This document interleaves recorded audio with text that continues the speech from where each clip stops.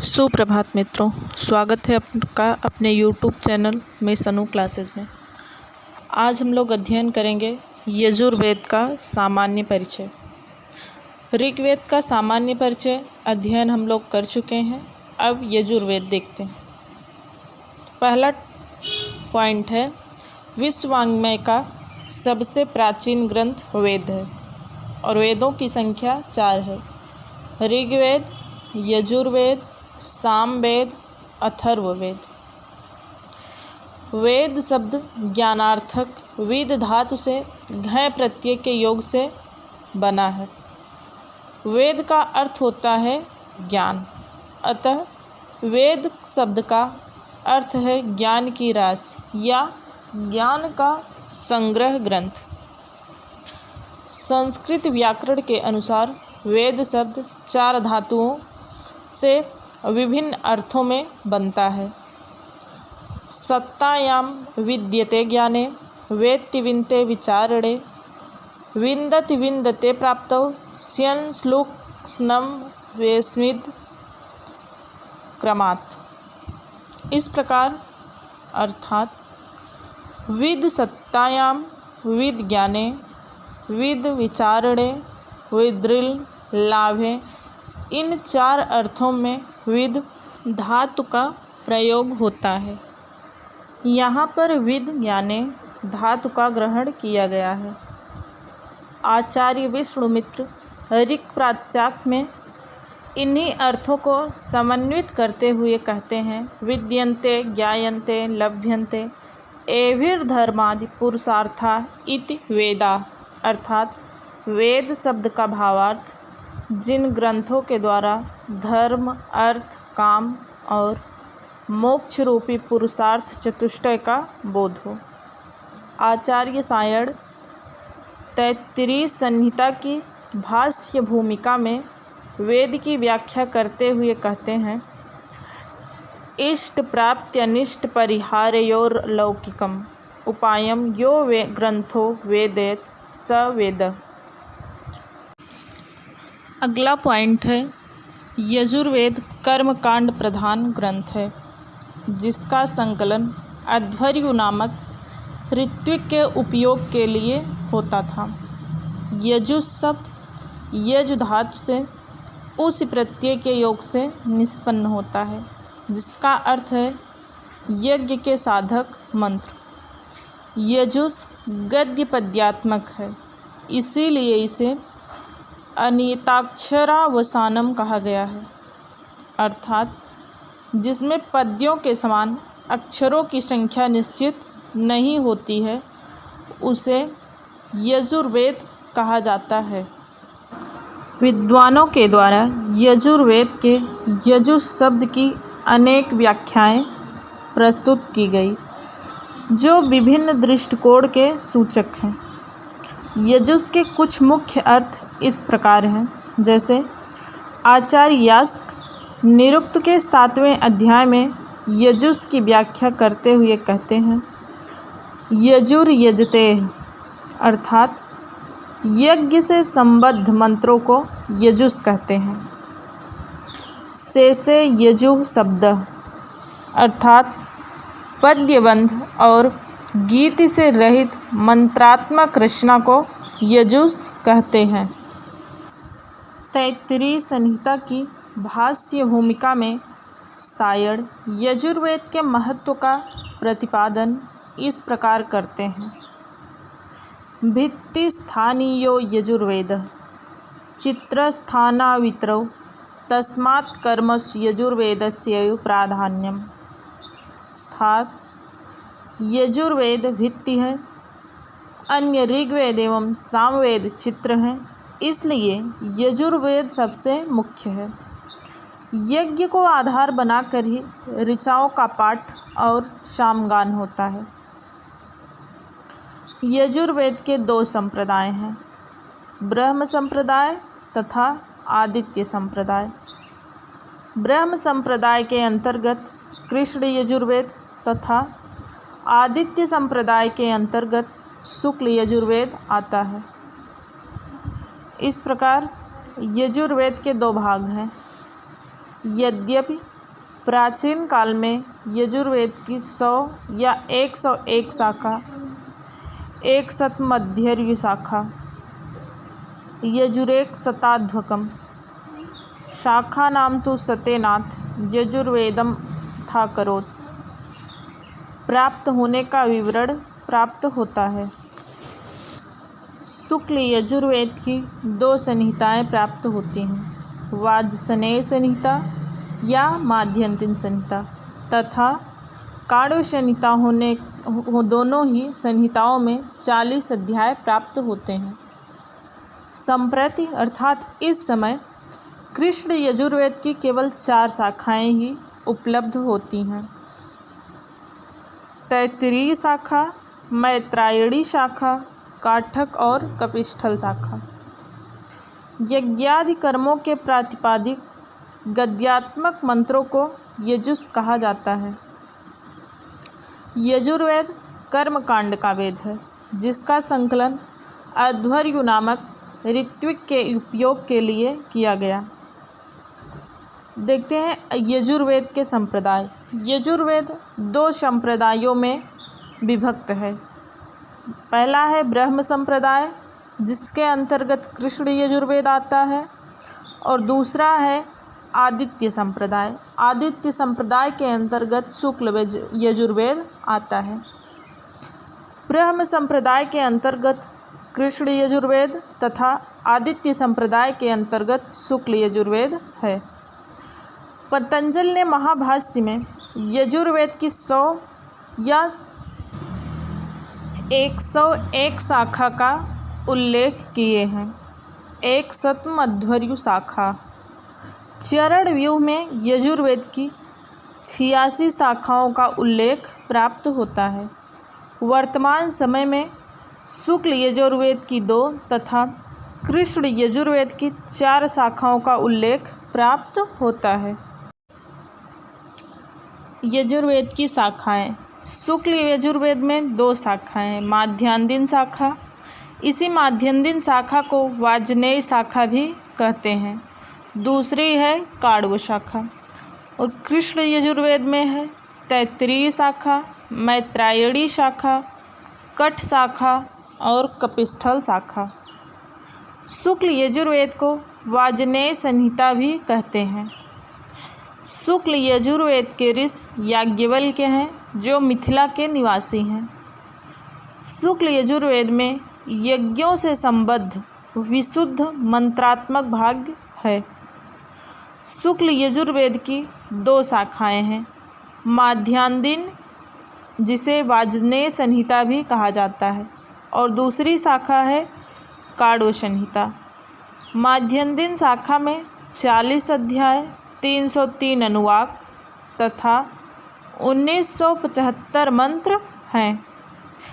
काण्व शाखा का विभाजन अध्याय और अनुवाक के रूप में हुआ है। काण्व शाखा में 40 अध्याय, 328 अनुवाक और 2086 मंत्र प्राप्त होते हैं। शुक्ल यजुर्वेद का विभाजन देखते हैं। पहला है माध्यान्दिन या वाजस्नेय संहिता, जिसमें 40 अध्याय, 303 अनुवाक और 1975 मंत्र हैं। अगला काण्व संहिता। काण्व संहिता में 40 अध्याय हैं, 328 अनुवाक है और 2086 मंत्र हैं। वर्तमान समय में काण्व संहिता का प्रचार महाराष्ट्र तथा माध्यान्दिन संहिता का प्रचार उत्तर भारत में है। प्राचीन काल में काण्व शाखा का प्रचार उत्तर भारत में था। काण्व संहिता में कुरु और पांचालों का उल्लेख प्राप्त होता है। अब देखते हैं शुक्ल यजुर्वेद की विषय वस्तु। शुक्ल यजुर्वेद में प्रथम 2 अध्यायों में दर्श एवं पौर्णमास यज्ञों से संबंधित मंत्र प्राप्त होते हैं। अध्याय 3 में अग्निहोत्र एवं चातुर्मास यज्ञों से संबंधित मंत्र प्राप्त होते हैं। अग्निष्टोम और सोमयाग का वर्णन अध्याय 4 से 8 में वर्णित है।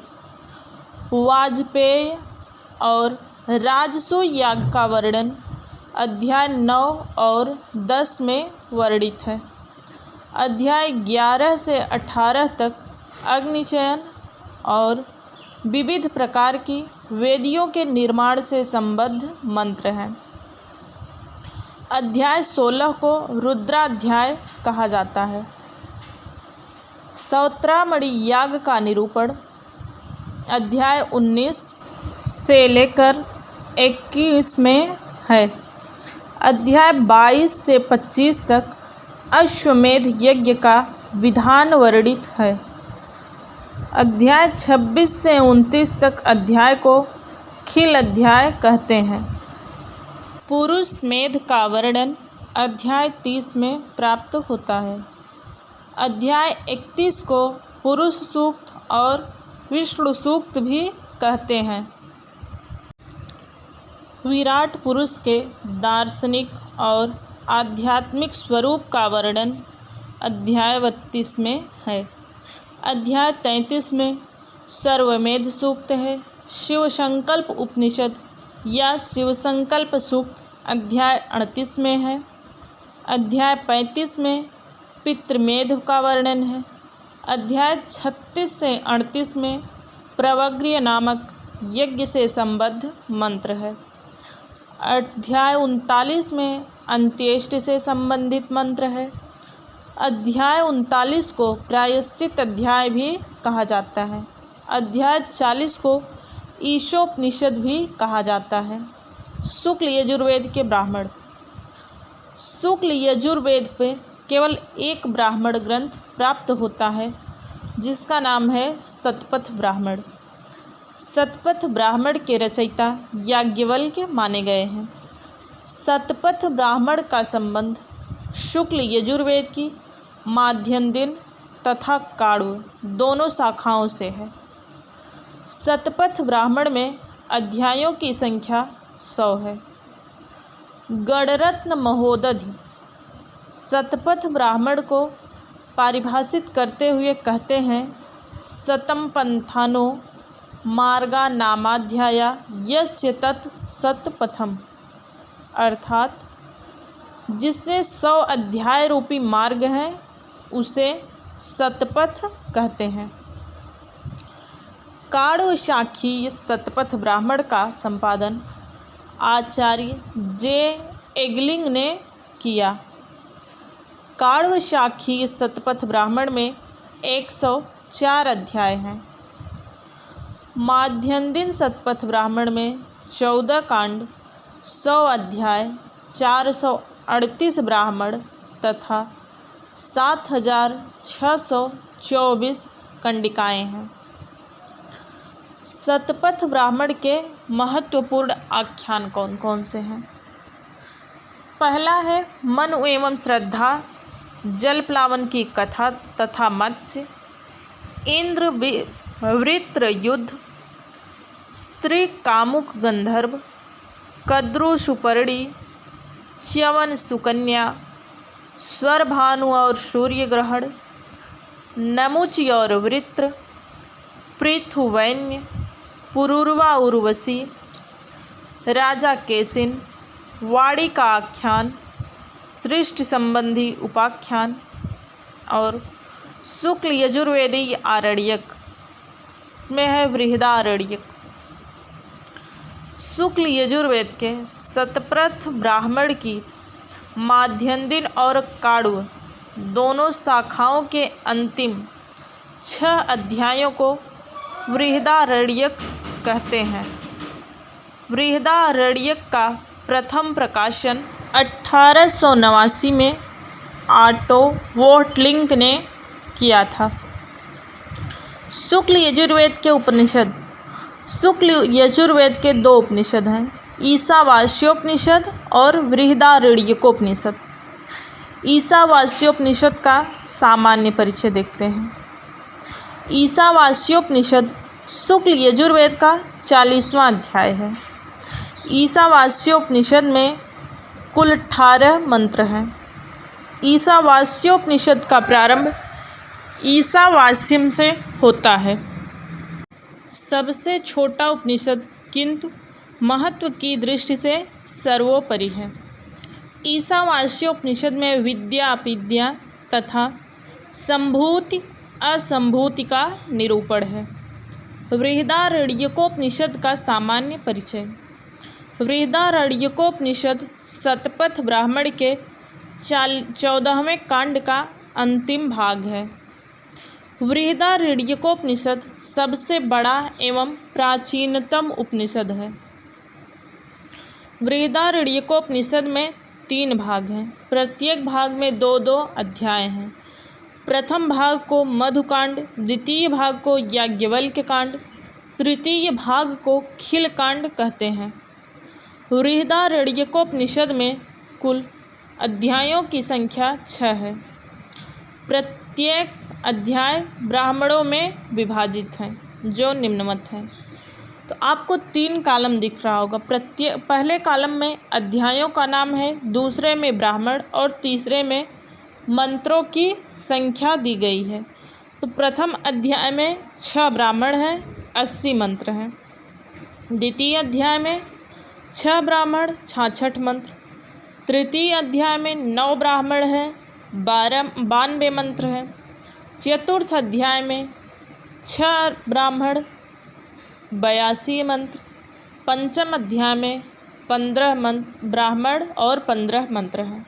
षष्ठ अध्याय में 5 ब्राह्मण, 75 मंत्र हैं। याज्ञवल्क्य मैत्रेयी का संवाद बृहदारण्यकोपनिषद में प्राप्त होता है। जनक और याज्ञवल्क्य संवाद, याज्ञवल्क्य और हुवाचकनु की कन्या गार्गी का संवाद भी इस उपनिषद में प्राप्त होता है। तो यहाँ तक ऋग्वेद का, यजुर्वेद का सामान्य परिचय और शुक्ल यजुर्वेद सामान्य परिचय अध्ययन कर चुके हम लोग। अगले पार्ट में कृष्ण यजुर्वेद का सामान्य परिचय अध्ययन करेंगे। धन्यवाद।